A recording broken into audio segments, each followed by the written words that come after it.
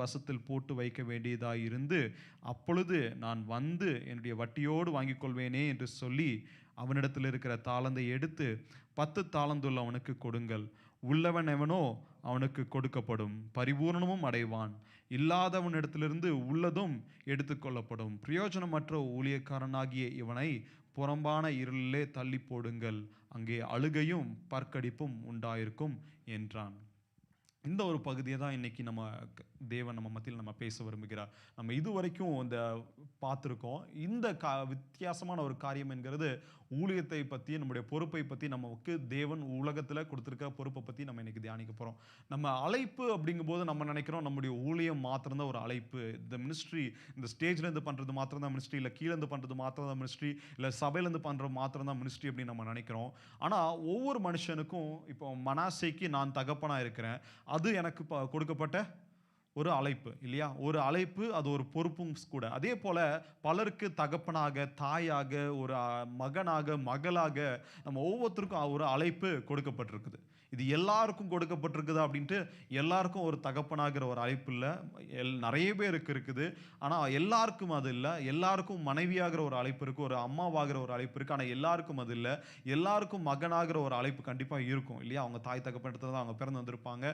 ஒரு அதே போல் மகளாக இருப்பாங்க. இவங்க எல்லாருமே பார்த்தீங்கன்னா இட் இஸ் ஒரு காலிங், இட் இஸ் ஒரு ரெஸ்பான்சிபிலிட்டிஸ், அதை நம்ம செய்யணும். ஆனால் இன்னைக்கு நம்ம அதை பார்க்காம நம்ம இன்னைக்கு முதலாவது நான் ஃபோக்கஸ் பண்ண விரும்புகிறேன் அப்படின்னா, நமக்கு ஊழியத்திலே நமக்கு தேவன் கொடுக்கப்பட்டிருக்கிற அழைப்பு இல்லையா? ஸோ நம்ம ஒவ்வொருத்தரும் நமக்கு கிறிஸ்தவர்களாக நம்ம இருக்கிறோம், தேவனை அறிந்து கொண்டவர்களாக நம்ம இருக்கிறோம். ஆனால் பலர் இன்னைக்கு நினைக்கிறது என்ன அப்படின்னா, எனக்கு ஊழியத்தின் அழைப்பு இருக்குதா இல்லையா அப்படின்னு ஒரு பலர் கேள்வி கேட்குறீங்களா? கேட்டிருக்கோம் இல்லையா? ஸோ நானும் கேட்டிருக்கேன். எனக்கு இன்னொரு சாட்சி சொல்லணும் அப்படின்னா, என்னுடைய ஊழியம் நான் என்ன நினச்சேன் அப்படின்னா, ஒரு 10-15 வருஷத்துக்கு முன்னாடி நினைக்கிறேன், என்னோட ஒரு சின்ன பையன் தான். ஸோ அவன் தேவனோட நல்ல க்ளோஸான இருந்த ஒரு டைமில் என்கிட்ட வந்து கேட்டான், அண்ணா உங்களுடைய காலிங் என்னென்ன அப்படின்னு கேட்டேன். நான் அப்போ என்னுடைய ஊழியம் என்னவா இருந்துச்சு அப்படின்னா, நான் வேலை செஞ்சுட்டு சென்னையில் நான் வேலை செஞ்சுட்டு இருந்தேன். கோயம்புத்தூர் வருவேன், வாரம் சாட்டர்டே ஃப்ரைடே நைட்டு ட்ரெயின் ஏறி சாட்டர்டே மார்னிங் கோயம்புத்தூர் வந்து கீபோர்டு எடுத்துட்டு சர்ச்சாக போய் கீபோர்டு வாசிக்கிறது என்னுடைய ஊழியம். அப்போ நான் சொன்னேன், என்னுடைய ஊழியம் என்னென்னா ஃப்ராங்க்கு, நான் போய் கீபோர்டு வாசிக்கிறது தான், ஒவ்வொரு சர்ச்சாக போய் கீபோர்டு வாசிக்கிறது என்னுடைய ஊழியம் அப்படின்னு சொன்னேன். இல்லைண்ணா அது உங்கள் ஊழியம் கிடையாது. நான் சொன்னேன், எனக்கெல்லாம் வேறெல்லாம் எதுவும் வராது ஃப்ராங்க், எனக்கு தெரிஞ்சது இது மாத்திரம் தான். ஸோ இதான் நான் பண்ண போகிறேன் அப்படின்னு. ஆனால் அதை நான் யோசிக்கிறேன், இப்போது நம்ம பல பேர் வாட் வி திங்க் இஸ் நம்முடைய ஒரு கொஞ்சம் வால்யூம் மட்டும் கொஞ்சம் கம்மி பண்ணுங்களேன், ஃபீட்பேக் இங்கே அதிகமாகுது. நம்ம பல பேர் நம்ம நினைக்கிறது என்ன அப்படின்னா, இதுதான் என்னுடைய ஊழியம், இதுதான் நான் பண்ண போகிறேன், இந்த சின்ன சர்க்கிள்குள்ளே தான் நான் ஓட போகிறேன் அப்படின்ட்டு நம்ம ஒரு சர்க்கிளை வரைஞ்சிட்டு இதுக்குள்ளே தான் நான் ஓட போகிறேன் அப்படின்னு நம்ம பல நேரங்களில் நம்ம நினைக்கிறோம். இதுதான் என்னுடைய ஊழியம், இதை தான் நான் பண்ண போகிறேன் அப்படின்னு. ஆனால் நம்ம என்ன பண்ணுறது இல்லை அப்படின்னா, ஊழியம் யாருடையது? கர்த்தருடையது. எஜமானுடைய ஊழியத்தை தான் நம்ம இந்த இடத்துல செய்ய நம்ம வந்திருக்கோம். நம்ம பலர் வந்து அது எஜமானத்தில் செக் பண்ணாமல், நான் என்னுடைய வேலையை நான் செய்கிறேன், நான் என்னுடைய விருப்பத்தை நான் செய்கிறேன், எனக்கு இந்த பாரம் இருக்குது, எனக்கு இந்த காரியம் இருக்குது அப்படின்னு பலர் நம்முடைய மாம்சத்துலேருந்து செய்யணும் அப்படின்னு பல நேரம் நம்ம எடுத்து முயற்சிகளை செய்கிறோம். ஆனால் அந்த எடுத்து செய்கிற முயற்சிகள் பல நேரங்களில் பார்த்திங்க அப்படின்னா, we take few steps ahead and then we come back or we stop there and we move on to a next thing. இது எல்லாமே பலருடைய வாழ்க்கையில் இருந்துகிட்டே இருக்கும். We do something and then it changes, we do something and it changes. ஊழியக்காரங்களை பலர் பார்த்திங்க அப்படின்னா, அவங்களுடைய லைஃப் ஸ்டைலை நான் பார்க்கும்போது நான் பல நேரம் யோசிப்பேன், இது சரியாக இருக்கிறது இல்லையே அப்படின்ட்டு. அவங்க என்ன பண்ணுவாங்க அப்படின்னா, அவங்க ஒரு சாங் போடுவாங்க. இதெல்லாம் வந்து யாரையும் குறை சொல்கிறதுக்காக நான் சொல்லலை. அவங்க ஒரு சாங் போடுவாங்க, சாங் போட்டு கொஞ்ச நாள் ஃபேமஸ் ஆவாங்க, ஒரு 10-20 சாங் எழுதுவாங்க. அந்த சாங் நல்லா ஃபேமஸ் ஆகி நல்ல ஒரு பிரபலமானதுக்கப்புறம் என்ன பண்ணுவாங்க அப்படின்னா, அவங்க ஒரு சர்ச்சை லான்ச் பண்ணி அந்த சர்ச்சில் போய் அவங்க உட்காந்துருவாங்க, நான் பாஸ்டர் அப்படின்னு சொல்லி உட்காந்துருவாங்க. எனக்கு வந்து இது வந்து பர்சனலாக நான் தியானிக்கும் போதும் சரி, அழைப்பும் கிருபை வரங்களும் மாறாதது என்று வசனம் சொல்லுது. அவங்க வந்து இவாஞ்சலிஸ்டாக இருந்து அவங்க பாஸ்டராக போக முடியாது. இவாஞ்சலிஸ்டோட ஊழியம் இவாஞ்சலிஸ்ட், ஒரு தீர்க்கதரிசியோடைய ஊழியம் தீர்க்கதரிசனம் சொல்கிறது, ஒரு அப்போஸ்தலனுடைய ஊழியம் போய் அப்போஸ்தல காரியத்தை சொல்லி அவங்க சபையை நாட்டுறது அவங்களுடைய ஊழியம். சபை போதகனுடைய ஊழியம் போதகனுடைய மேய்ப்பனுடைய ஊழியம். ஸோ போதகனுடைய ஊழியம் இப்போ டீச்சிங். ஸோ ஒவ்வொருத்தருக்கும் ஒவ்வொரு ரெஸ்பான்சிபிலிட்டிஸை தேவன் கொடுத்துருக்கிறார். அவங்க வேலையை அவங்க கொஞ்சம் சொல்லுங்களேன், அவங்க ஊழியத்தை அவங்க செய்யணும். நான் என்னுடைய ஊழியத்தை நான் செய்யணும், பிரவீன் பிரதருக்கு நான் கொடுக்க வேண்டிய ஊழியத்தை நான் செய்யணும், எட்வினா நான் கொடுக்க வேண்டிய ரோலை நான் கொடுத்து அவர் செய்ய வேண்டிய வேலையை நான் செய்யணும், எல்லாத்தையும் நான் தான் செய்வேன், எல்லாமே நான் தான் அப்படின்ட்டு நான் சொல்ல முடியாது இல்லையா? நம்ம ஆல் இன் ஒன் அப்படின்ட்டு நம்ம சொல்லவே முடியாது. ஒவ்வொருத்தருக்கும் ஒவ்வொரு வேலையை தேவன் நமக்கு கொடுத்துருக்கிறார். அமேன், அமேன். இது எத்தனை பேர் அக்செப்ட் பண்ணிக்கிறீங்க? ஃபஸ்ட்டு அமேன். நம்ம ஒவ்வொருத்தருக்கும் தேவன் இந்த உலகத்தில் ஒவ்வொரு சின்ன ஊழியத்தை கொடுத்துருக்கிறார். நம்ம நினைப்போம், இந்த ஸ்பீக்கர் எடுத்து வைக்கிறது, இந்த கீபோர்டு, இதெல்லாம் சின்ன சின்ன ஊழியம். அப்படி everything that we do for Lord, it is a ministry. I mean our சின்ன ஊழியம் பெரிய ஊழியம் அப்படின்னு பார்க்குறதே கிடையாது. ஆனால் எல்லாவற்றையும் அவர் ஊழியமாக தான் பார்க்குறாரு. ஆனால் நம்ம பார்க்குறது தான் ஒரு வித்தியாசமான ஒரு காரியம். இது சின்ன ஊழியம், இது ஒரு பெரிய ஊழியம் அப்படின்ட்டு. இந்த ஊழியத்தில் நமக்கு உத்தமம் வேணும். நமக்கு பல பேர் நம்ம ஊழியம் செய்கிறதுக்கு நம்ம யோசிப்போம், பயப்படுவோம், நிறைய காரியங்களை செய்வோம். இந்த மினிஸ்ட்ரிக்கு கூப்பிடும்போது நானும் ஜோஷிப்பாவை பார்த்து மூஞ்ச பார்த்தோம். ஏசப்பா என்னோட பேசினார். அதுக்கப்புறம் நான் ஜோஷிப்பாட்ட சொன்னேன், இந்த மாதிரி பேசியிருக்காருமா, நீ ப்ரேயர் பண்ண அப்படின்னு சொல்லும்போது ஜோஷிப்பா மூஞ்சிய பார்த்தோம். ஏன்னா எங்களுக்கு இதில் எக்ஸ்பீரியன்ஸ் கிடையாது, இல்லை யாரும் எங்களுக்கு ட்ரெயின் பண்ணது கிடையாது. ஒரு சர்டிஃபிகேஷன், ஒரு தியாலஜியில் எதுவுமே பாஸ்டர் ரோல்லாம் இப்படி தான்ப்பா, இது யாருமே எங்களுக்கு சொல்லிக் கொடுக்குறதுக்கு அப்படின்ட்டு யாருமே கிடையாது. ஸோ எல்லாமே it is a fresh start. So ஆனால் வந்து இது உண்மையாலுமே நான் சொல்லணும் அப்படின்னா, தேவன் அதை அழைத்தவர் அவர் தான். அழைத்தவர் எங்களுக்கு டீச் பண்ணி கொஞ்சம் கொஞ்சமாக நிறைய காரியங்களை சொல்லி கொண்டு இருக்கிறார். இப்போது இந்த மத்தேயு 25வது அதிகாரத்தில் நம்ம தாளந்து அப்படின்னு நம்ம பார்க்குறோம். இந்த தாளந்து உங்கள் மத்தியில் நீங்கள் யோசிக்கிறது என்னது? உங்களுடைய இருதயத்தில் நம்ம பேச போகிறோம் கொஞ்சம். ஸோ இந்த தாளந்து அப்படின்னா நீங்கள் யோசிக்கிறது, இந்த வேதத்தில் நீங்கள் புரிந்து கொண்டது, இந்த தாளந்தை பற்றி நீங்கள் என்ன புரிந்து கொண்டிருக்கீங்க இது வரைக்கும்?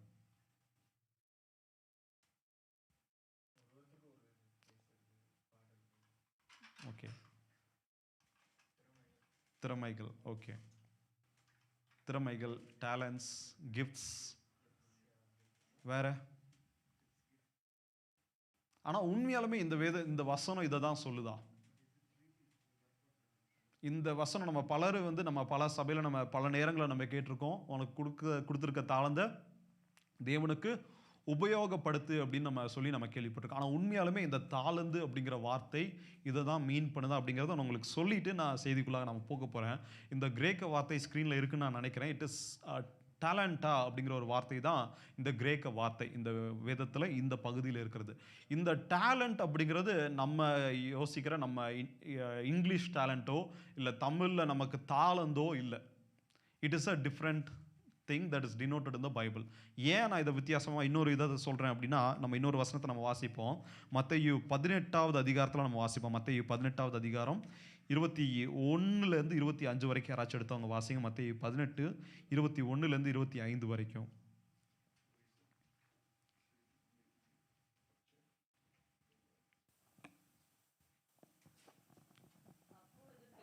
அவரிடத்தில் வந்து, ஆண்டவரே, என் சகோதரன் எனக்கு விரோதமாய் குற்றம் செய்து வந்தால் நான் எத்தனை தரம் மன்னிக்க வேண்டும்?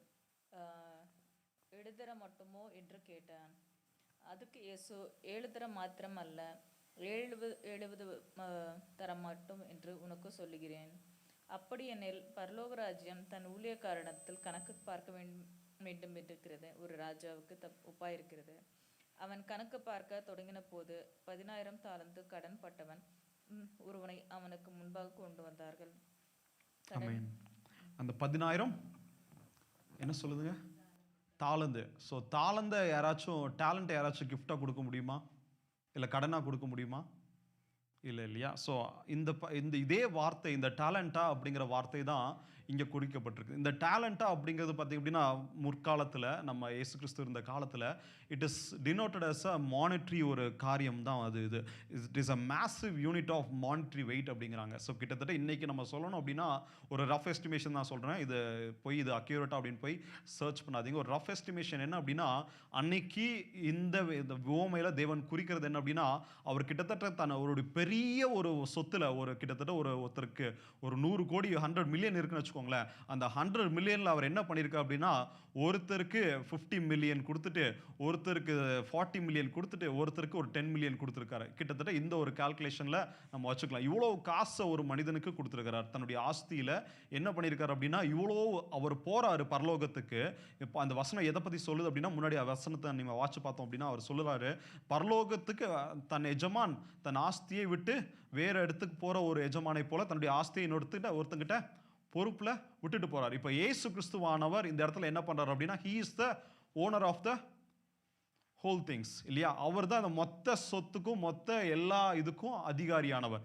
அவர் என்ன பண்ணுறார் அப்படின்னா, உங்களையும் என்னையும் கூப்பிட்டு, இந்தாப்பா இது உன்னுடைய ஊழியம், இது நான் விலையேற பெற்ற என்னுடைய ரத்தத்தினால மீட்டு கொண்ட காரியம், இந்த காரியத்தை நான் உனக்கு I am giving you as a responsibility.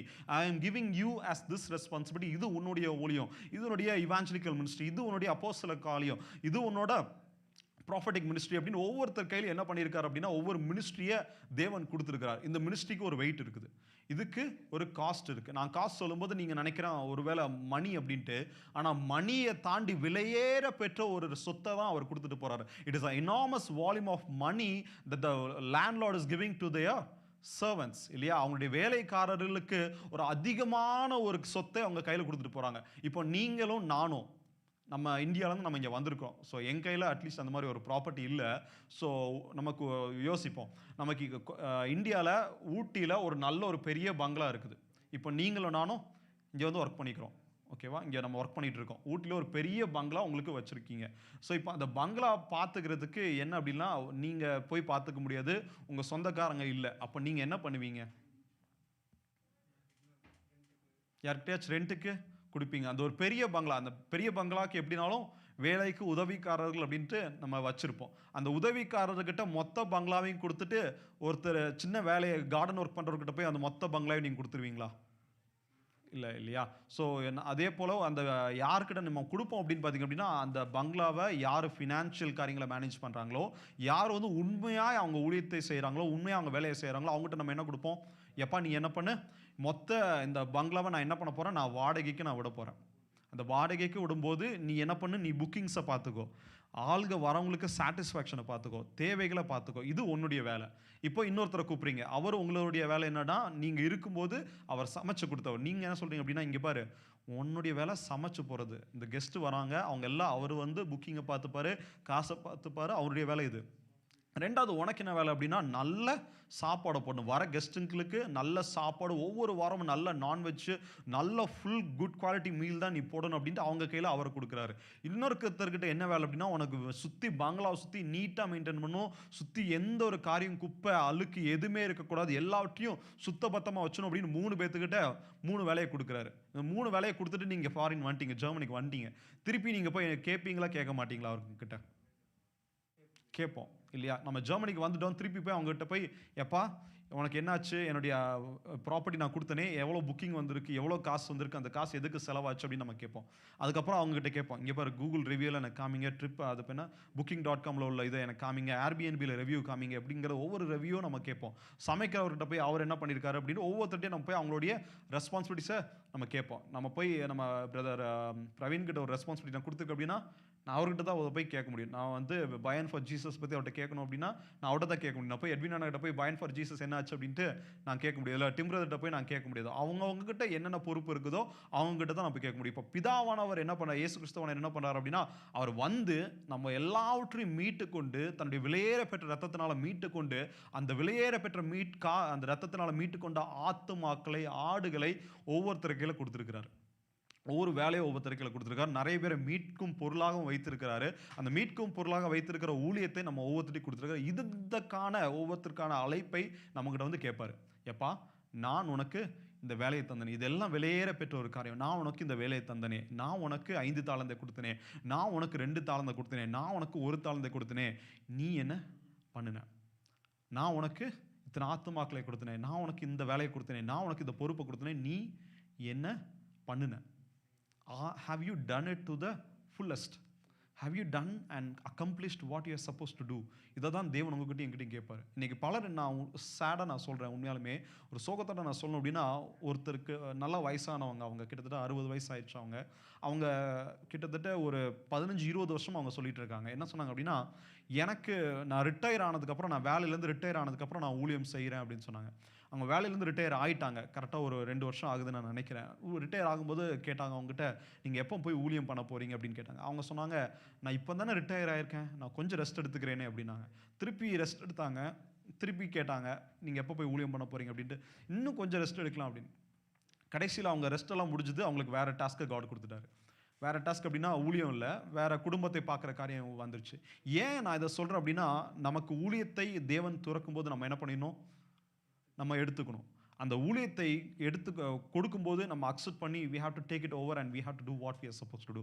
பல பேர் என்ன பார்த்தீங்க அப்படின்னா, அந்த 3 காரியங்களை எனக்கு முன்னாடி வைக்க விரும்புகிறேன். 3 A's of integrity in calling. 3 ஆ நம்ம இங்கிலீஷில் சொல்லணும் அப்படின்னா ஏ, இல்லை ஜெர்மனில் சொல்லணும்னா ஆ, இல்லை வந்து தமிழில் சொல்லணுனாலும் 3 ஆன்னு நான் சொல்ல முடியாது தமிழில். So 3 A's of integrity in calling. First என்ன அப்படின்னா, accept the calling that God has given you. தேவன் உங்கள் வாழ்க்கையில் ஒரு அழைப்பை கொடுக்கும்போது அந்த அழைப்பை நம்ம என்ன பண்ணணும்? ஏற்றுக்கொள்ளணும். எஸ், புரியுதா உங்களுக்கு? முதலாவது என்ன பண்ணணும்? ஏற்றுக்கொள்ளணும். இந்த ஏற்றுக்கொள்ளுகிறது தான் ஒரு முக்கியமான ஒரு காரியம். ஏன் இது ஏற்றுக்கொள்ளுகிறது ஃபஸ்ட்டு ஒரு பிரைமரி ஸ்டெப் அப்படின்னு பார்த்தீங்க அப்படின்னா, இந்த குழந்தைகளை பார்த்தீங்க அப்படின்னா அவங்க வளருவாங்க. அவங்க வளர்ந்து அவங்க நட நட நட நம்மளும் அப்படியே கையில் 2 கைத்தாங்களாக பிடிப்போம். கைத்தாங்களாக பிடிச்சி நட நட நட அப்படின்னா அவங்க நடக்கவே மாட்டாங்க. என்னைக்கு அந்த சோம்பேறித்தன்மை போய் என்னைக்கு வந்து அவங்க சுறுசுறுப்பாக நான் நடக்கிறேன் அப்படின்னு எந்திரிச்சு நடக்கிறவங்க, நம்ம அப்படியே சமைச்சிட்டு இருப்போம், எல்லாம் ஏதாச்சும் பண்ணிட்டு இருப்போம். அவங்க பார்த்தோம் அப்படின்னா திடீர்னு அப்படியே எந்திரிச்சு நிற்பாங்க. திடீர்னு அப்படியே எந்திரிச்சு நின்றுட்டு அப்படியே எங்கேயாச்சும் போய் மண்டே போய் முட்டிப்பாங்க, இல்லை ஏதாச்சும் பண்ணுவாங்க. நான் இது ஏன் சொல்றேன்?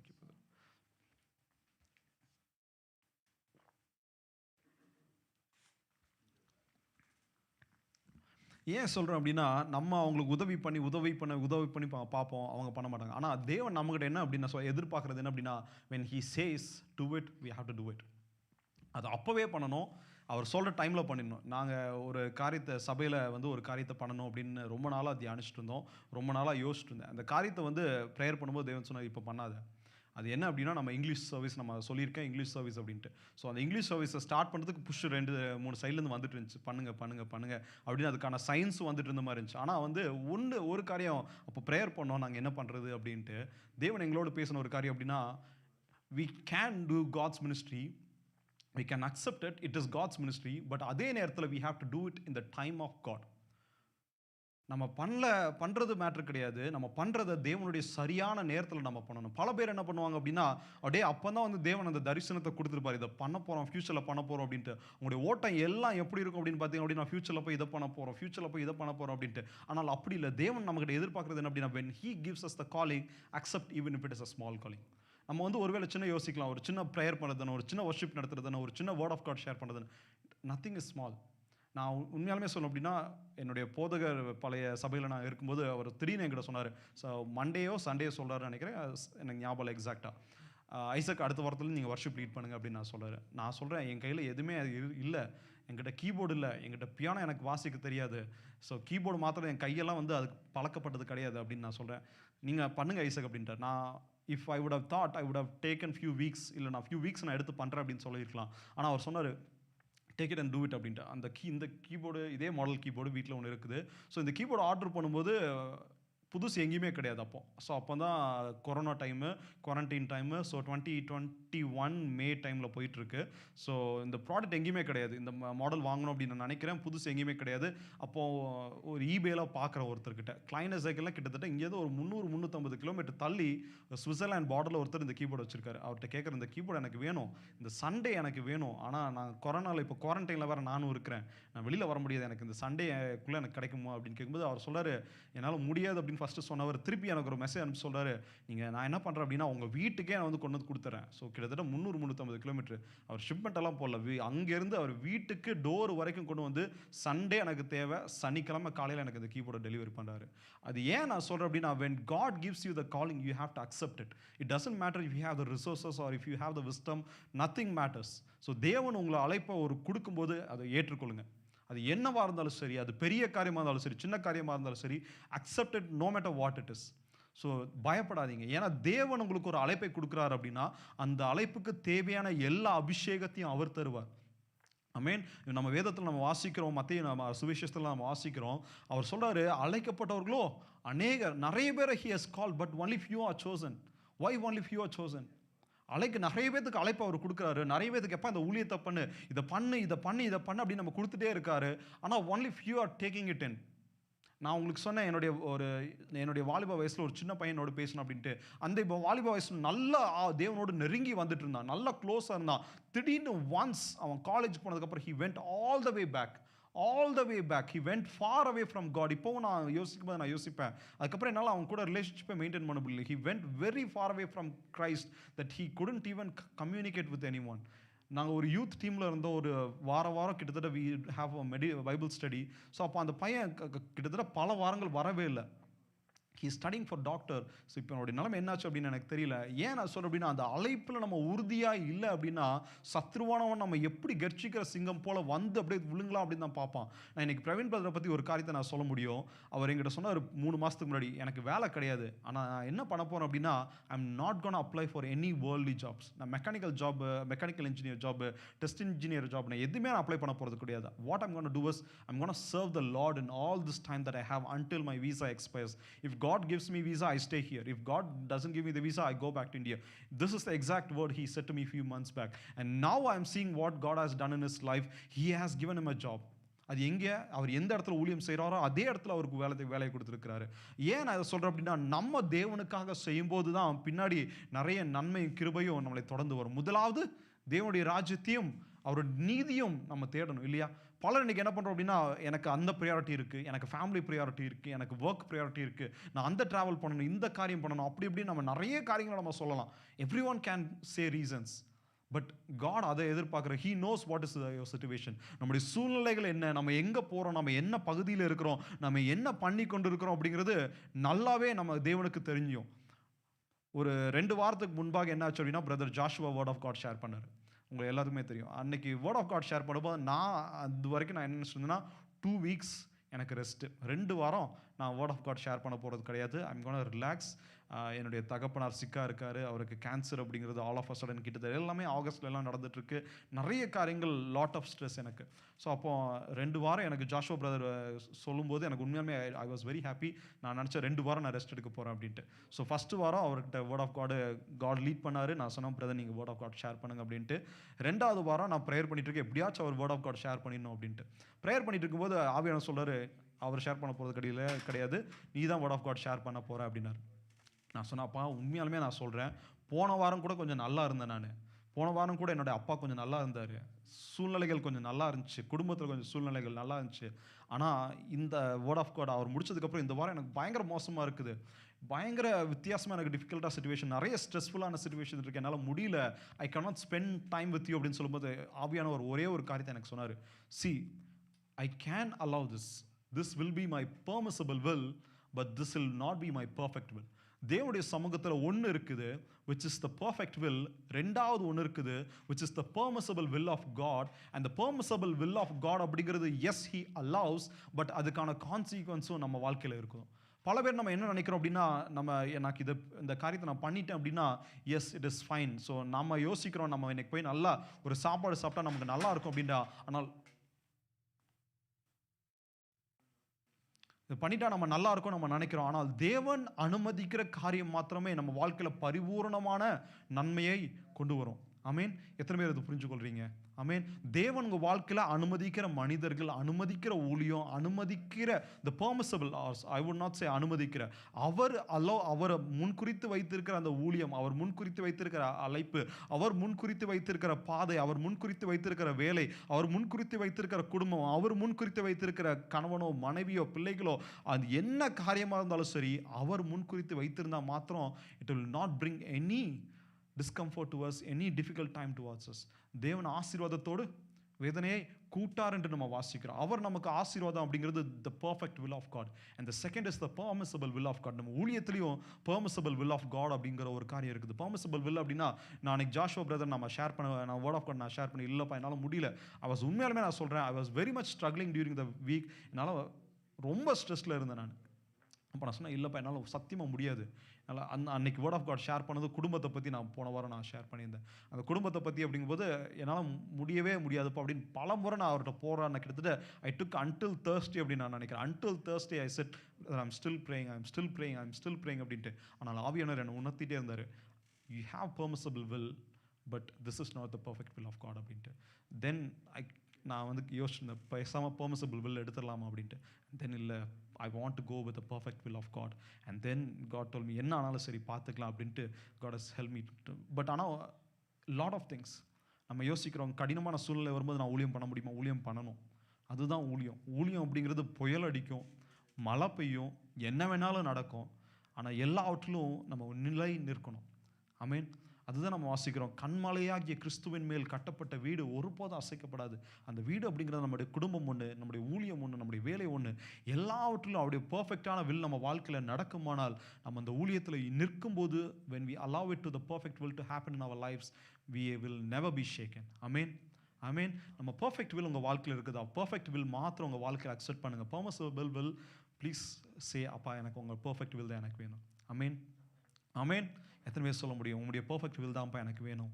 உங்களுடைய பெர்ஃபெக்ட் வில் மாத்திரம் தான் பாராச்சா எங்களுக்கு வேணும் பாராச்சா. ஒரு பாடல் நம்ம பாடுவோம். என்னை உண்மையுள்ளவென்று நம்பி இந்த ஊழியத்தை நீர் கொடுத்தீர், கவனமாய் அதை நிறைவேற்றணுமே. என்னை உண்மையுள்ளவென்று நம்பி இந்த ஊழியத்தை நீர் கொடுத்தீர், கவனமாய் அதை நிறைவேற்றணுமே. மாம்சங்கள் சாகனுமே, சுயம் ஒளியனுமே, ஊழியம் செய்யனுமே, சாட்சியாய் வாழனுமே.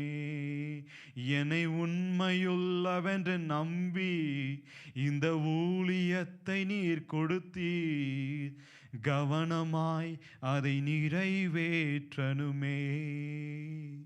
நான் கவனமாய் அதை நிறைவேற்றணுமே. அப்பா கிட்ட சொல்லுங்க ஜெபமாக, அப்பா I want to accept what you have for me. அப்பா கிட்ட ஒரு ஜெபமாக இந்த நேரத்தில் கண்களை மூடி அப்பா கிட்ட சொல்லுங்க, அப்பா I want to accept what you have for me. என்ன ஆனாலும் சரி நான் அதை டினை பண்ணக்கூடாது. I do not want to delay your calling. I do not want to deny your calling. நீங்கள் கால் பண்ணும்போது, நீங்கள் அழைக்கும் போது அந்த அழைப்புக்கு பாத்திரமானாய் நான் ஓடோடி வந்துடணும் தகப்பனே ஏசப்பா அப்படின்னு ஒரு ஜெபமாக அப்பா கிட்ட சொல்லுங்கப்பா. நாங்கள் ஓடோடி நாங்கள் வந்துடணும் ராஜா, நாங்கள் ஓடோடி வந்துடணும் ராஜா. நாங்கள் எங்கே இருந்தாலும் சரி இந்த நேரத்தில் அப்பா கிட்ட ஒரு பொருத்தனையாக நீங்கள் சொல்லுங்கள், அப்பா என் வாழ்க்கையில் நீங்கள் ஊழியத்துக்கென்று நான் அழைக்கும் போது, நீங்கள் ஊழியத்துக்கென்று நான் கூடும்போது நான் ஓடோடி நான் வந்துடணும்ப்பா. நான் என்ன காரியமாக இருந்தாலும் சரி, என் வாழ்க்கையில் என்ன சுகவீனமோ, என் வாழ்க்கையில் என்ன பலவீனமோ, என் வாழ்க்கையில என்ன நாசம் மோசம் வந்தாலும் ராஜா, அப்பா நான் உங்களுடைய ஊழியத்தை நான் விட்டுறக்கூடாது ராஜா, அப்பா நான் ஊழியத்தை நான் விட்டுறக்கூடாது ராஜா. என்ன ஆனாலும் சரி, help me to hold on to your ministry அப்பா ராஜா. நீங்க கொடுத்திருக்கிற அழைப்பு விலையேற பெற்றது ராஜா. ஸ்தோத்திரம் ராஜா, உமக்கு நாங்க நன்றி செலுத்துகிறோம் ராஜா. இந்த ஊழியம் அப்படி நம்ம பல பேர் நம்ம நினைக்கிறோம், it is normal, it is very casual thing அப்படின்ட்டு. ஆனால் உண்மையாலுமே நான் சொல்லணும் அப்படின்னா, அந்த ஊழியம் அப்படிங்கிறது it is a very precious calling. It is a very great privilege to serve for the Lord. நம்ம பல பேர் நினைக்கிறோம் இதெல்லாம் ஊழியம் செய்கிறது அப்படி. நீங்கள் நினச்சி பாருங்களேன், எத்தனையோ பேர் இன்னைக்கு அழைக்கப்பட்டிருக்காங்க. ஆனால் வசனம் சொல்லுது, அழைக்கப்பட்டவர்களோ அநேக, தெரிந்து கொள்ளப்பட்டவர்களோ சிலர். அந்த தெரிந்து கொள்ளப்பட்டவர்களை நீங்களும் நானும் இருக்கோம். அந்த தெரிந்து கொள்ளப்பட்டவர்களாக நீங்களும் நானும் இருக்கும்போது எவ்வளவு ஒரு, நமக்கு முன்னாடி ஒரு எக்ஸாம்பிளை நான் சொல்லணும் அப்படின்னா, எத்தனை பேருக்கு ரசமலாய் இங்கே பிடிக்கும்னு எனக்கு தெரியல. அந்த ரசமலாயை அவங்க கொண்டு வராங்க உங்களுக்கு முன்பாக. அந்த ரசமலாயை பார்த்து கிட்டத்தட்ட 3 வருஷம் ஆயிடுச்சு. அந்த ரசமலாய் அவங்க முன்னாடி கொண்டு வரும்போது அப்பா அப்படின்னு நம்மளே பாஞ்சு போவோம் பார்த்தீங்களா. அந்த ஒரு அன்பு, அந்த ஒரு பாசம், அந்த ஒரு விருப்பம் இருக்கும் பாருங்களேன். அந்த விருப்பம் தேவன், அதுக்கு மேலானது தான் தேவனுடைய அழைப்பு. அப்பா அப்படின்னு அவர் அழைப்பை கொண்டு வரும்போது நம்ம என்ன பண்ணணும் அப்படின்னா, எனக்கு தாங்கப்பா, எனக்கு தாங்கப்பா, இதுக்கு நான் விலையேற பெற்றவன் என்று சொல்லி, அப்பா எனக்கு தாங்கப்பா, இது விலையேற பெற்ற ஊழியம், இது சாதாரண எல்லாருக்கும் கிடைக்கிறது கிடையாது, இட் இஸ் அ ப்ரிவிலேஜ் அப்படின்னு நம்ம சொல்லி நம்ம அப்படியே இறுக்கி அதை அணைத்துக் கொள்ளணும். ஆமென். இதை தான் தேவன் நம்மகிட்ட விரும்புகிறாரு. ரெண்டாவது காரியம், அந்த ஃபர்ஸ்ட் ஏ, it is to accept the calling. ரெண்டாவது ஏ, it is to accelerate the calling. நான் சொன்னேன் ரெண்டாவது, ஃபஸ்ட்டு அக்செப்ட், முதலாவது நம்ம ஏற்றுக்கொள்ளணும், ரெண்டாவது வேகப்படுத்தணும். ஆமென். நீங்கள் ஒருவேளை யோசிக்கலாம், உண்மையாலுமே நான் வேகப்படுத்தணும் அப்படின்ட்டு. நம்ம வாசிக்கிறோம் வெளிப்படுத்தின விசேஷம் 12வது அதிகாரம் 12வது வசனத்தில், சத்ருவானவருக்கு எத்தனை நாள் இருக்குது? அவனுக்கு ரொம்ப நாள் இருக்குதா?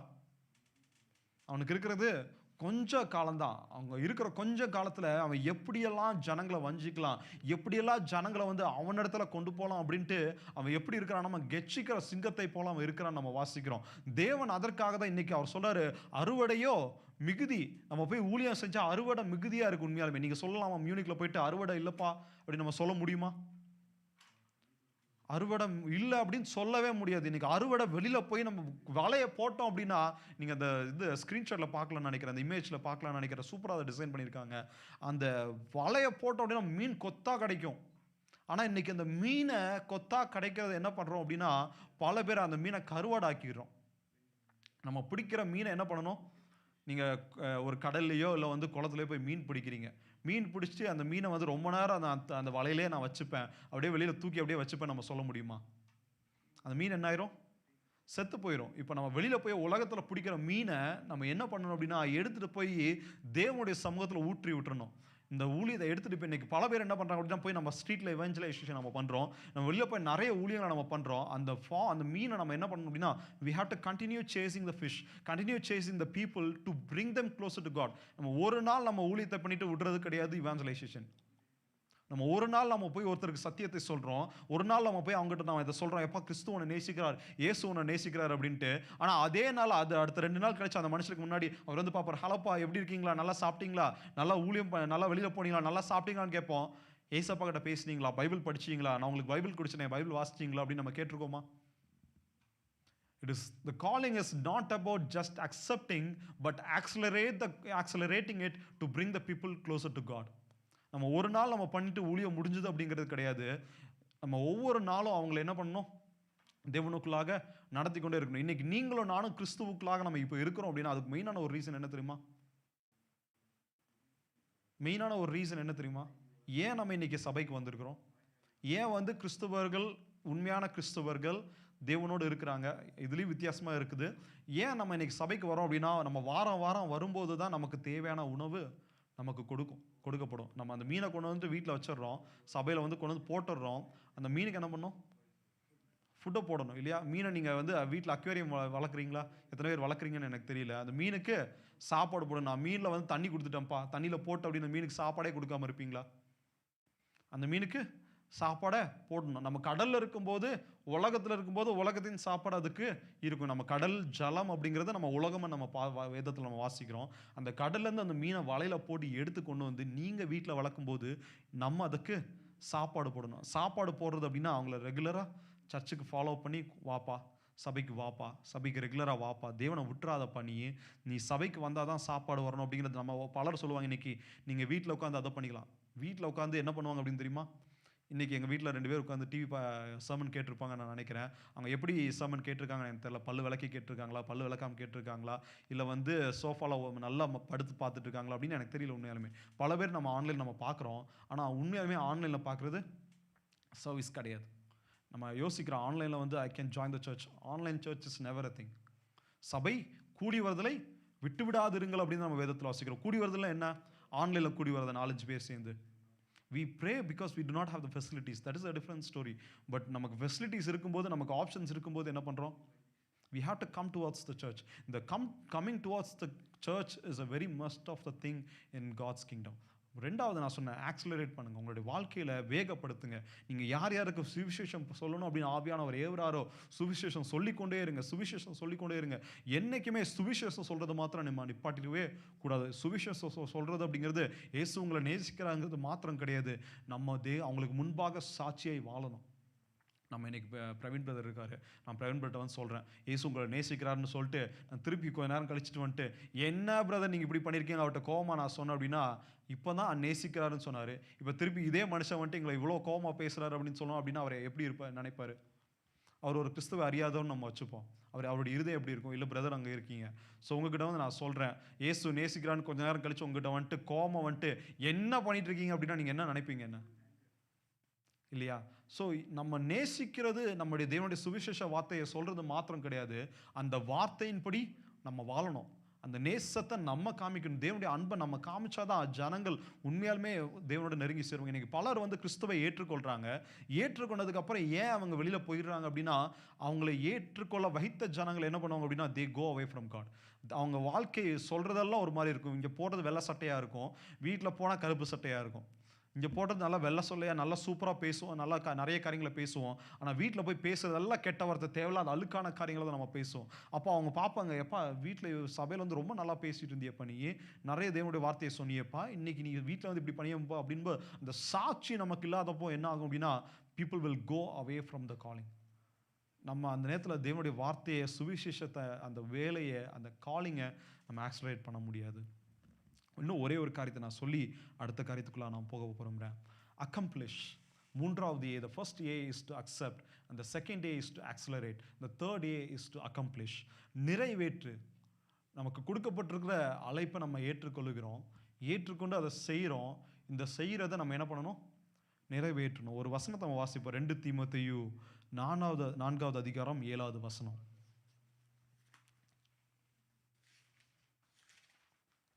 2 தீமோத்தேயு 4:7.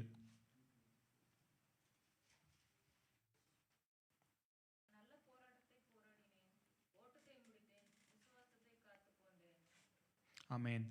அப்போஸ்தலனாகிய பவுல் சொல்றார், நல்ல ஓட்டத்தை நான் ஓடினேன், நான் ஓட்டத்தை முடித்தேன், ஓட்டத்தை முடித்தேன், விசுவாசத்தை காத்து கொண்டேன். நான் போராட்டத்தை போடணும்ப்பா, என்னுடைய ஓட்டத்தை அவர் முடிச்சிட்டேன்னு சொல்றாரு. அவர் முடிச்சிட்டேன் அப்படின்னு அவர் சொல்லியிருக்கலாம், நான் ஓட்டத்தை ஓடிக்கொண்டு இருக்கிறேன் அப்படின்னு சொல்லலாம். ஆனால் அவர் சொல்றாரு, அவர் வாழ்க்கை ஜீவனோட தான் இருக்கிறார். ஆனால் அவர் சொல்ற வார்த்தை என்னன்னா, நான் என்னுடைய ஓட்டத்தை முடித்தேன். I have completed what God has given me. இப்போ ஒரு ரன்னிங் ரேஸில் நம்ம இதே 2 தீமோத்தேயு 2வது அதிகாரம் நான் நினைக்கிறேன், அங்கே அவர் இந்த அத்லெட்டை பற்றி அவர் சொல்கிறாரு. அந்த ஓட்டத்தை நம்ம ஓடுறது அப்படிங்கிறது we have to run our own race. நான் இதை ஆல்ரெடி நான் சொல்லியிருக்கேன் நான் நினைக்கிறேன். அந்த ஓட்டத்தை ஓடுகிறவன் சட்டப்படி ஓடணும். அந்த ஓட்டத்தை ஓடுறது அப்படிங்கிறது நம்ம அத்லெட், நம்ம 4 லேன் இருக்குது அப்படின்னா அந்த 4 லேனில் நான் பாட்டுக்கு இங்கேயும் அங்கேயும் ஓடணுன்னா என்ன ஆவேன்? யாராச்சும் இங்கே ஸ்போர்ட் மேன் இருக்கீங்களா? ரீச் ஆக மாட்டோம். அப்படிங்கிறத தாண்டி அந்த ஒவ்வொரு லேனில் நம்ம ஓடும்போது என்ன பண்ணுவாங்க அப்படின்னா, கடைசியில் நீ ஃபவுல் ப்ளே பண்ணப்போ அப்படின்னு சொல்லிடுவாங்க. புரியுதா? நம்ம ஒரு 4 லேன் இருக்குது, ஒவ்வொருத்தருக்கு ஒவ்வொரு லேனு. அவங்க நினச்சாங்க நீ பாட்டுக்கு இந்த லேனில் ஓடு, நீ பாட்டுக்கு இந்த லேனில் ஓடு அப்படின்னு மாற்றி சொல்லலாம். ஆனால் ஏன் ஒவ்வொரு லேனை கொடுக்குறாங்க அப்படின்னா, you have to run in this race, you have to run in this lane and then you have to what, you have to complete and you have to come to an end. நீ நடுவில் நீ நின்றுட்ட அப்படின்னா you are a failure. If you go to other someone else lane, it is also a failure. Only if you come until the end your own lane. நம்முடைய ஓட்டத்தையே நம்முடைய லைன்லேயே நம்ம ஓடணும், கடைசி வரைக்கும் ஓடணும். அதுதான் உண்மையான ஒரு ஓட்டம். அதுதான் அந்த ஓட்டத்தை ஓடி முடிக்கிறது. பல பேர் என்ன பண்ணுவாங்க அப்படின்னா, அந்த ஓட்டத்தை ஸ்டார்ட் பண்ணுறவங்க they start so well.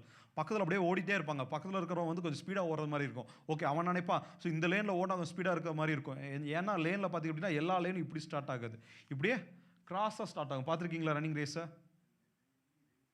Race பார்த்துருக்கீங்களா? எத்தனை பேர் பார்த்துருக்கீங்க? ஸ்போர்ட்ஸ் பார்த்துருப்பீங்கன்னு நினைக்கிறேன். ஒரு ரன்னிங் ரேஸ் ஸ்டார்ட் பண்ணாங்கன்னா ரவுண்டாக ஒரு ஓவல் ஷேப்பில் இருக்கும்.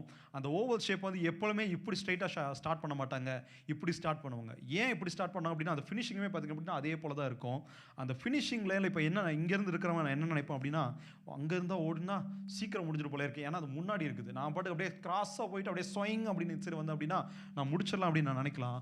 ஆனால் தேவன் நமக்கு எப்படி வச்சிருக்கா அப்படின்னா, you have to run in your own lane and then you have to complete the race. I mean கடைசி ரேஸ் இது காரியம் மூணாவது. ஃபஸ்ட்டு சொன்னேன் அக்செப்ட், ரெண்டாவது ஆக்ஸலரேட், மூன்றாவது accomplish what you trying what you call to. அந்த ஓட்டத்தை ஓடி முடிக்கணும். பல பேர் என்ன நினைப்பாங்க அப்படின்னா, இட் இஸ் வெரி ஈஸி.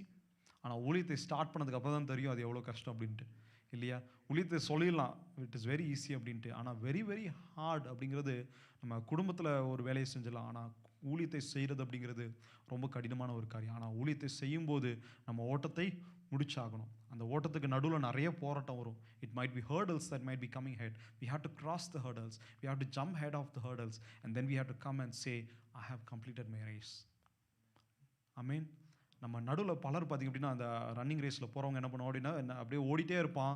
அவன் தான் ஃபஸ்ட்டில் போகிற மாதிரி இருக்கும். என்ன பண்ணுவோம் அப்படின்னா, அப்படியே நான் ஜெயிக்க போகிறேன் அப்படின்னு கையை தூக்கிட்டு ஓடுவான். பின்னாடியே ஸ்வைன்னு இன்னொருத்தர் என்ன பண்ணுவோம் அப்படின்னா, டக்குன்னு போய் அவனுக்கு முன்னாடி ஓடிடுவான். Never celebrate before you win. பல பேர் என்ன நினைக்கிறாங்க அப்படின்னா, நான் ஓடி முடிக்க போகிறேன், நான் க்ளோஸ் பண்ணிட்டேன், பக்கத்தில் வந்துட்டேன், I am really doing good. No, until you complete your race. நம்முடைய ஓட்டம் இந்த உலகத்தில் முடிக்கிறது வரைக்கும் நெவர் செலிப்ரேட். பல பேர் சொல்லுவாங்க, நான் இவ்வளோ பெரிய சபை கட்டியிருக்கேன், இவ்வளோ பெரிய ஆத்மா. That is never a mean for celebration. It is means more of a responsibility. ஒரு சபைக்கு இப்போ நம்ம இத்தனை பேர் இருக்கோம். உண்மையால் நான் சொல்லணும் அப்படின்னா, 40 மணி நேரம் வேலை செஞ்சுட்டு நம்ம சபையை மெயின்டைன் பண்ணுறதுக்கு, ஆடுகளை விசாரிக்கிறதுக்கு எனக்கு நேரம் கரெக்டாக இருக்குது. சில நேரம் அதிகமாக தான் போகும். அப்படி தான் இருக்குது உண்மையாலுமே. இன்றைக்கி சபையை முடிச்சுட்டு ஒருத்தங்களை விசாரிக்க போகிறோம், ஹாஸ்பிட்டல் அட்மிட் ஆகிருக்கணும், விசாரிக்க போகிறாங்க. நானும் மனாசியும் போகிறோம். நான் மனைவி கிட்டே கேட்டேன், அம்மா போட்டுமாப்பா அப்படின்ட்டு. நேற்று தான் நாங்கள் டிஸ்சார்ஜ் ஆகிறோம். என் மனைவிட்ட கேட்குறேன், அம்மா போட்டுமா அப்படின்னு. என் மனைவி கொஞ்ச நேரம் அப்படி யோசிச்சாப்பில். அதுக்கப்புறம் நீ ப்ரேயர் பண்ணிட்டு நீ யோசிச்சுட்டு சொல்லு அப்படின்ட்டு. நான் ஏன் அப்படின்னா, நம்ம ஊழியத்தை செய்யும்போது our ministry should not never hurt the family. நம்ம சொல்லலாம், நான் என் குடும்பம் தான் செகண்டு, ஊழியம் ஃபஸ்ட்டு அப்படின்ட்டு. நமக்கு தேவன் தான் ஃபஸ்ட்டு, 2வது ஃபேமிலி, 3வது தான் நம்முடைய ஊழியம். த ப்ரையாரிட்டைசேஷன் இஸ் வெரி இம்பார்ட்டன்ட். நான் சபையில் பல பேர்கிட்ட பேசும்போது சொல்லுவேன், நீங்கள் பண்ணுறேன்னு சொல்கிறீங்க, ஆனால் பண்ணுறேன்னு சொல்கிறதுக்கு முன்னாடி உங்கள் மனைவிக்கிட்ட ஓகே வாங்க. உங்கள் மனைவிக்கிட்ட திட்டு நான் லேட்டராக வாங்க முடியாது. அதனால் ஃபஸ்ட்டு உங்கள் மனைவிக்கிட்ட ஓகே வாங்கிட்டு இதை பண்ணலாமா, சபைக்கு வரலாமா, இந்த காரியம் பண்ணலாமா அப்படிங்கிறத சொல்லுங்கள் அப்படின்னு சொல்லுவேன். ஏன் அப்படின்னா, it has to be in நம்ம ஃபேமிலி. ஊழியம் பண்ணுறோம் அப்படின்னு குடும்பத்தை விட்டுட்டோம் அப்படின்னா, there is nothing that we are gaining there. நம்முடைய ஊழியம் ப்ரையாரிட்டைசேஷன் அப்படிங்கிறது ஃபஸ்ட்டு காட். நம்முடைய லைஃபோட ஹோல் ப்ரையாரிட்டேஷன் ஃபஸ்ட்டு தேவன், 2வது குடும்பம், 3வது தான் நம்முடைய ஊழியம். நம்ம ஊழியத்தை எப்பொழுதுமே மேலே கொண்டு போயிடக்கூடாது. மேலே கொண்டு போயிட்டோம் அப்படின்னா நம்முடைய குடும்பம் வேறு எங்கேயோ போயிட்டுருக்குது. We are not serving in our family, we are not doing our calling right. நம்ம குடும்பத்துக்கு மேல் நம்ம வைக்கப்பட்டிருக்க அழைப்பை நம்ம நிறைவேற்றல. நம்ம வேற எங்கேயோ நம்ம ட்ரை பண்ணிட்டு இருக்கோம். நம்ம வேற எங்கேயோ நம்முடைய காரியத்தை செயல்படுத்திட்டு இருக்கோம். காரியம் கடைசியாக நான் ஒரு காரியத்தை சொல்லி க்ளோஸ் பண்ண விரும்புகிறேன். இன்டெகிரிட்டி இன் ரெஸ்பான்சிபிலிட்டிஸ். நான் ஃபஸ்ட்டு சொன்னேன் காலிங்கில் 3 ஏ சொன்னேன். ஃபஸ்ட்டு டு அக்செப்ட், 2வது டு அக்ஸலரேட், 3வது to accomplish, and the last is integrity in responsibilities. இவ்வளோ நேரம் நான் சொன்னது ஊழியத்தை பற்றி நான் சொன்னேன். அந்த 5 தாளந்து ஒருத்தனுக்கு, 2 தாளந்து ஒருத்தனுக்கு, 1 தாளந்து ஒருத்தனுக்கு. இந்த 5 தாளந்துக்கும் பெற்றவனுக்கும் 2 தாளந்துக்கும் பெற்றவனுக்கும் ஆன்சர் காட் ஒன்று சொல்லாரு. ஒரே answer. there is no changes. உனக்கு 5 தாளந்து கொடுத்தேன்ப்பா, நீ 10 தாளந்து ஆக்கிட்ட. 2 தாளந்து கொடுத்தேன், உனக்கு 4 தாளந்து தான் ஆக்கியிருக்க. உனக்கு இவ்வளோ தான் அப்படின்னு அவர் சொல்லலை. The same answer that God gave to the person who earned 10 talents is the same answer that God is giving also to the person who has earned 4 talents. நீங்களும் நான் யோசிக்கலாம், எனக்கு இதுக்கான gift எப்படி இருக்கும் அப்படின்ட்டு. ஒரே gift தான் எல்லாருக்கும். நீங்கள் பெரிய ஊழியம் சின்ன ஊழியம் அப்படின்ட்டு எந்த ஒரு ஊழியமே கிடையாது.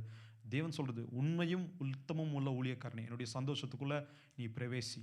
தேவன் உங்களை என்னையும் பார்த்தது தான் சொல்லணும். நீ உண்மையும் உத்தமம் உள்ள ஊழியக்காரனை, எனக்கு முன்னாடி நீ செஞ்சப்பா ஊழியத்தை, இப்போ என்னுடைய சந்தோஷத்துக்குள்ள பிரவேசி. அதே நேரத்தில் இன்னொரு வசனத்தை நம்ம வாசிப்போம். மத்தேயு 7வது அதிகாரம் 21வது வசனம். பரலோகத்தில் இருக்கிற என் பிதாவின் சித்தத்தின்படி செய்கிறவனே பரலோக ராஜ்யத்தில் பிரவேசிப்பானே அல்லாமல் என்னை நோக்கி கர்த்தாவே கர்த்தாவே என்று சொல்கிறவன் அதில் பிரவேசிப்பதில்லை. அந்நாளில் அநேகர் என்னை நோக்கி கர்த்தாவே கர்த்தாவே உமது நாமத்தினாலே தீர்க்கதரிசனம் உரைத்தோம் அல்லவா, உமது நாமத்தினாலே பிசாசுகளை துரத்தினோம் அல்லவா, உமது நாமத்தினாலே அநேக அற்புதங்களை செய்தோம் அல்லவா என்பார்கள். அப்பொழுது நான் ஒரு காலம் உங்களை அறியேன், அக்கிரம செய்கைக்காரரே என்னை விட்டு அகன்று போங்கள் என்று செய்வேன். நான் சொன்னேன், நம்முடைய ஓட்டத்தை சரியான ஓட்டத்தை ஓடணும் அப்படின்ட்டு வசனம் தெளிவாக சொல்லுது. என்னுடைய பிதாவின் சித்தத்தின்படி செய்கிறவன் எவனோ அவன் தான் பரலோக ராஜ்யத்தில் பிரவேசிக்க முடியும். மற்றவன் வாய்ப்பில்லைப்பா. நீ சொல்ல நான் தீர்க்க தரிசனம் சொன்னேன் அப்படின்ட்டு, தீர்க்க தரிசனம் சொல்லி நம்ம சபையை வச்சோம் அப்படின்னா அது சரியா அப்படின்னு எனக்கு தெரியல. ஆவியானவர் அவங்கள நடத்துனாங்கன்னா அவங்க செஞ்சுட்டு போட்டோம். நான் தயவு செஞ்சு சொல்கிறேன், நம்ம செய்கிறத are we doing it according to the will of God, the perfect will of God? That is what it matters. நம்ம செய்கிறத பரிபூர்ணமான தேவனுடைய சித்தத்தின்படி நம்ம செய்கிறோமா, இல்லை தேவன் அனுமதிக்கிற ஓகேப்பா இந்த ஊழியத்தை நீ செஞ்சுட்டு போயிரு, இந்த இடத்துல நீ இருந்துரு, இந்த இடத்துல நீ வேலையை செய் அப்படின்னு நம்ம யோசிக்கிறோமா அப்படிங்கிறத செஞ்சு சொல்லிட்டு நான் ரெஸ்பான்சிபிலிட்டிஸ்க்கு நான் போக போகிறேன். இந்த ரெஸ்பான்சிபிலிட்டிஸ் அப்படி நம்ம யோசிக்கும்போது நம்முடைய உலகத்தில் நமக்கு தேவன் பல ரெஸ்பான்சிபிலிட்டி நம்ம கொடுத்துருக்காரு. நம்ம தகப்பனா, தாயா, பிள்ளையா, மகனா, மகளா, நம்ம பிள்ளைகளுக்கு தகப்பனா, நம்முடைய மனைவிக்கு கணவனா, கணவனுக்கு மனைவியா, நமக்கு நிறைய ரெஸ்பான்சிபிலிட்டிஸ் நம்ம கொடுத்துருக்காரு. இந்த ஊழியத்தில் நமக்கு உத்தமம் வேணும். நம்ம சொல்லலாம், இதில் என்னப்பா உத்தமம், போன வாரம் நம்ம குடும்பத்தை பற்றி பேசணும், இன்றைக்கி திருப்பி அதே குடும்பத்தில் நான் போக விரும்பல. ஆனால் நான் என்ன காரியங்களை சொல்ல விரும்புகிறேன் அப்படின்னா, we have higher responsibilities in this world. தேவன் சொல்கிறார், ரோமர் 13வது அதிகாரம் 1வது வசனம் 2வது வசனத்தில் நேரம் குறைவாக இருக்குது.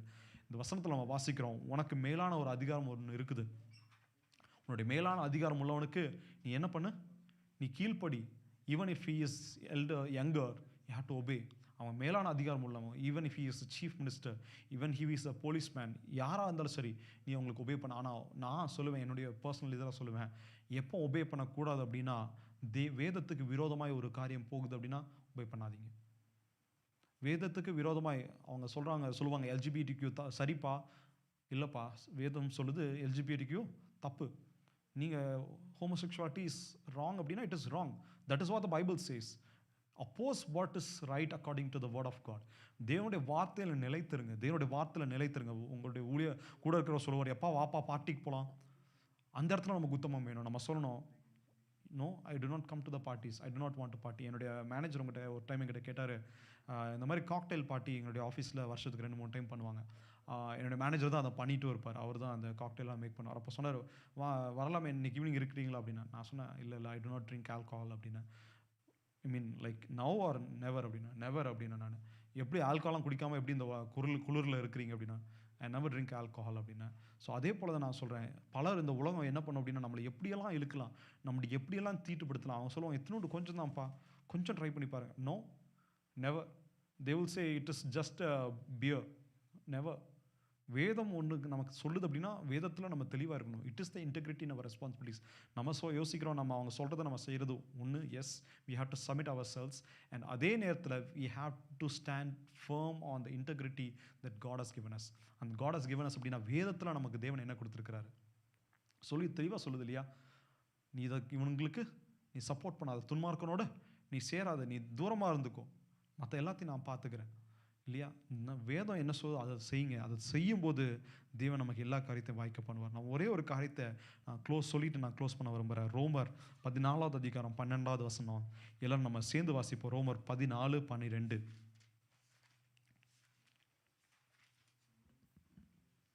Romans chapter 14 and verse 12.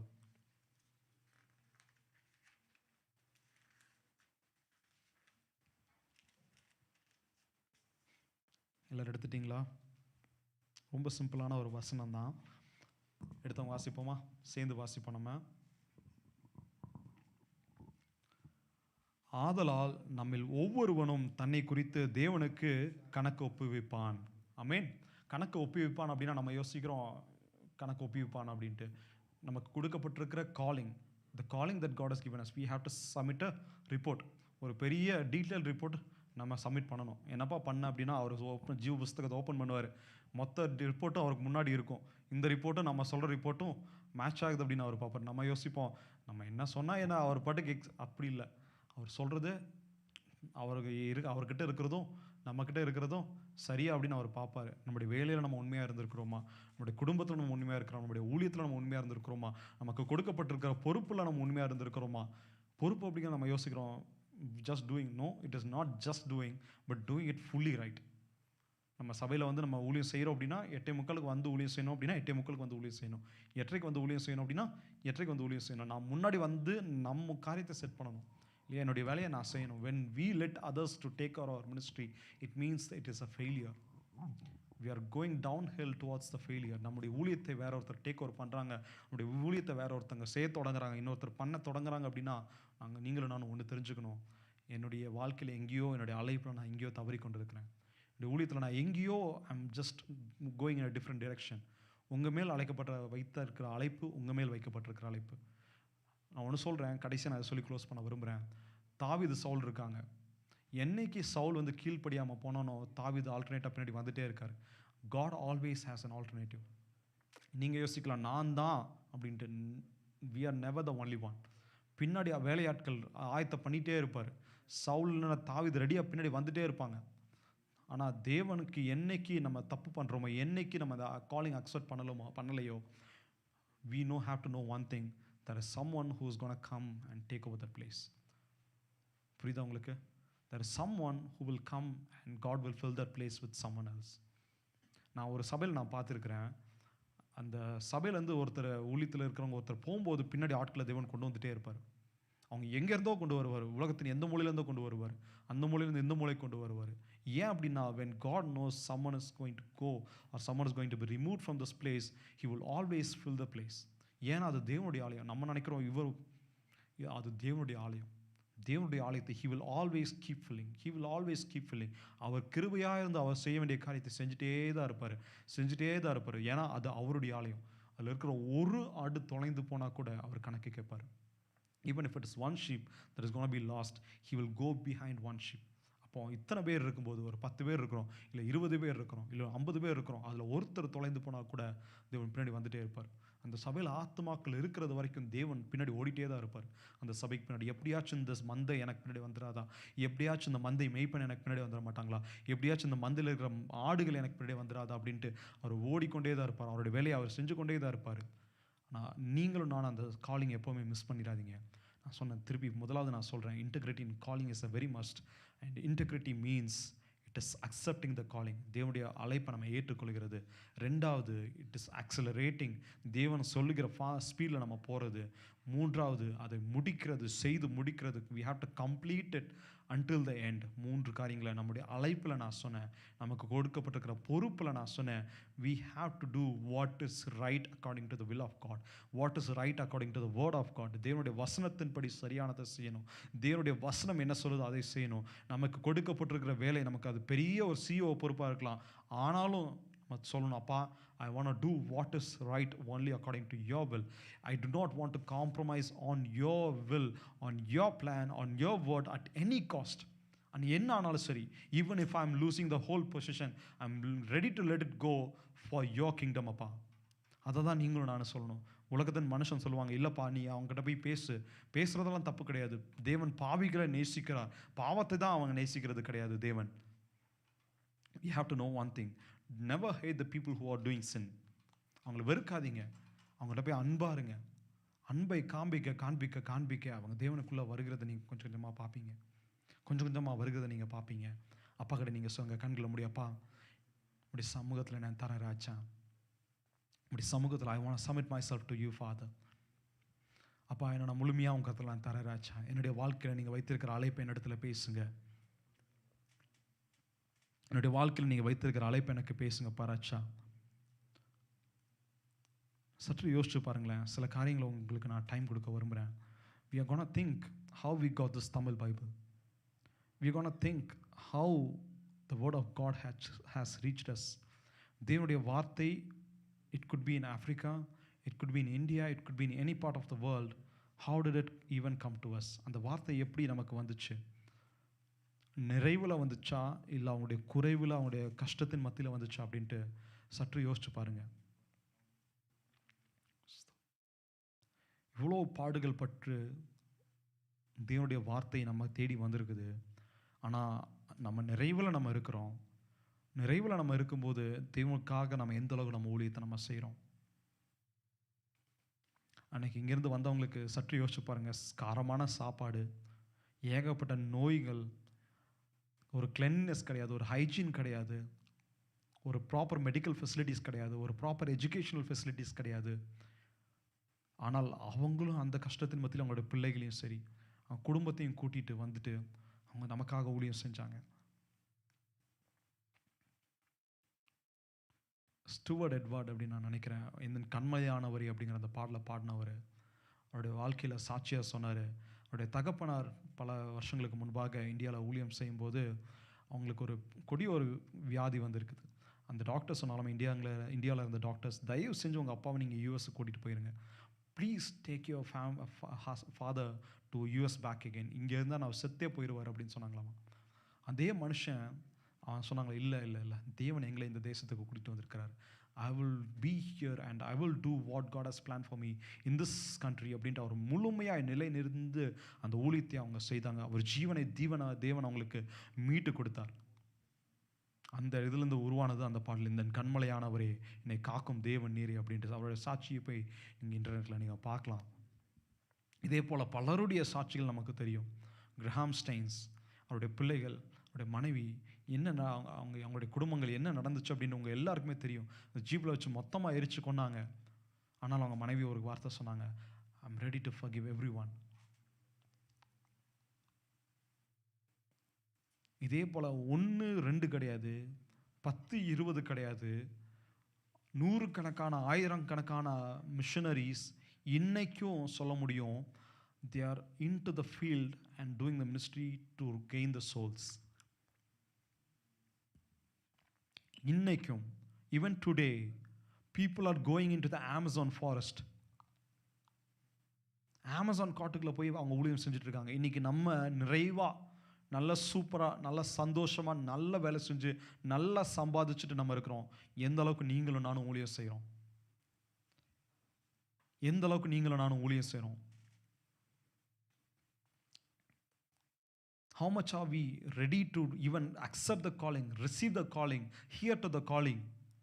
தேவன் உங்களோட என்னோட எத்தனை முறை பேசிக்கொண்டே இருந்திருக்கிறாரு? எத்தனை முறை? எத்தனை முறை உங்களோட தேவன் பேசி கொண்டு வந்திருக்கிறார்? எத்தனை முறை உங்களை ஊழியத்துக்கு என்று கூப்பிட்டிருக்கிறார்? எத்தனை முறை எத்தனை மனிதர்கள் மூலியமா உங்களோடு பேசி கொண்டு இருந்திருக்கிறார்? Have you ever said no? Have you ever said yes? Sorry. Have you ever said yes? நான் உண்மையாய் ஐம் ரெடி 100% நான் டெடிகேட் நான் பண்ணுறேன் அப்படின்னு எத்தனை முறை நம்ம சொல்லியிருக்கிறோம்? எத்தனை முறை சொல்லி நம்ம பின்மாற்றத்தில் நம்ம போயிருக்கிறோம்? தேவன் உங்ககிட்ட இன்னைக்கு கேட்குற ஒரு காரியம்,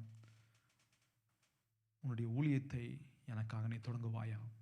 Are you ready to start serving me? Are you ready to listen to my calling? Are you ready to accept my calling? Are you ready to accelerate my calling? Are you ready to accomplish my calling? இதை தேவன் உங்ககிட்ட கேட்க விரும்புகிறார்.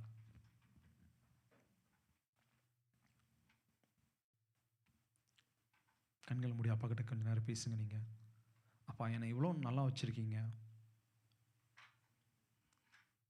இவ்வளோ நல்லா வச்சிருக்கீங்க, நான் செய்யணும்ப்பா?